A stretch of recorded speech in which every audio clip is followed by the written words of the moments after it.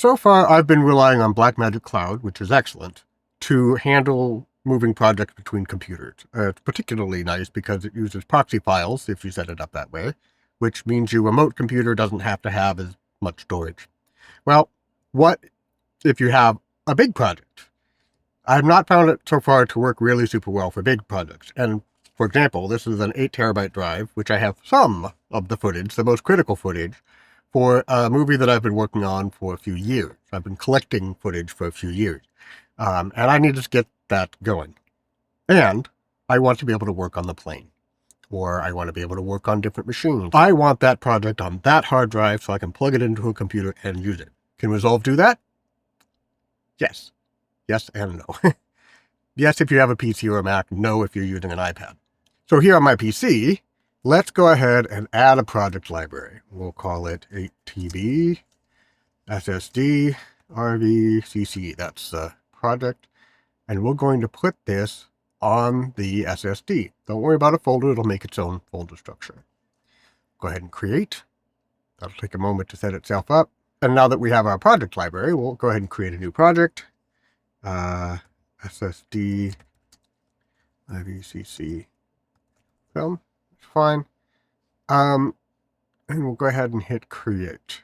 Now I'm going to go into the project settings here as I should. Yep.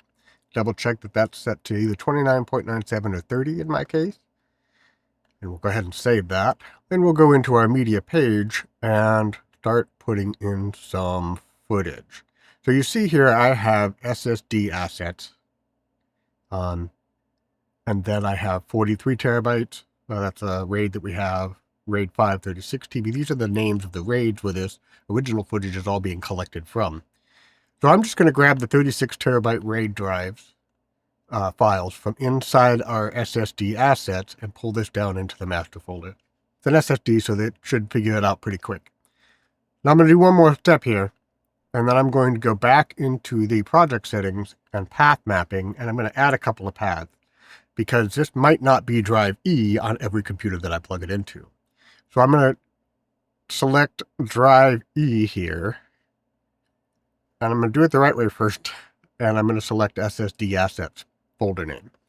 So now we have a hook for where SSD assets is.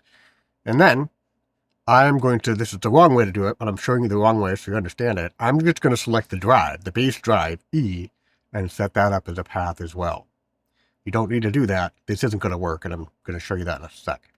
We'll go ahead and save that. And now we have a project set up on the drive with the media on the drive. And I should be able to move this back and forth. So let's go ahead and move that over to my other PC.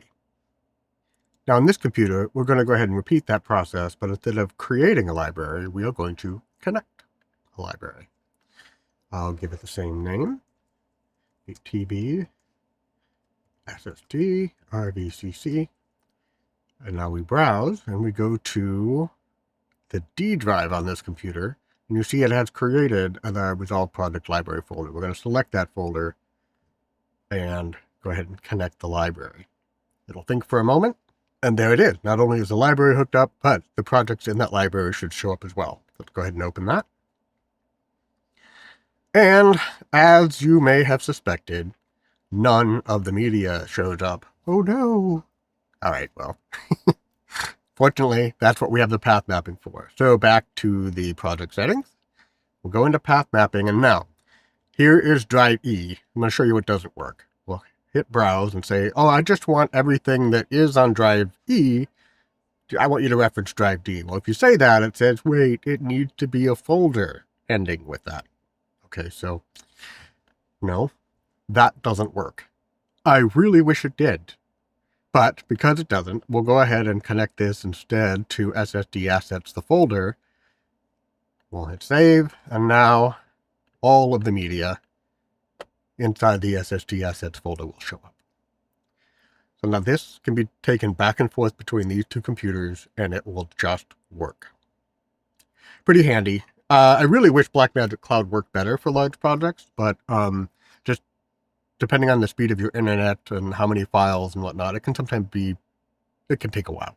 So I have found this to be the preferred way to take projects between computers, especially when I need to be able to work when I don't have internet access. If you're using Blackmagic Cloud, which works really super well for smaller projects, you still need to be connected to the internet at all times in order to work on that project. And that's not my favorite thing sometimes. So a local project that is on an SSD that can move back and forth between machines relatively easily actually worked pretty well. Now I did try this with the iPad, and it just simply didn't work. I'm not entirely sure why. So for me, the iPad is relegated to the smaller projects that can work with Blackmagic Cloud, which does work, as I said, really well. Anyway, I hope that was helpful. Thanks for coming along. Give me a like and a subscribe if you have the mind, and I hope to catch you next time. Take care.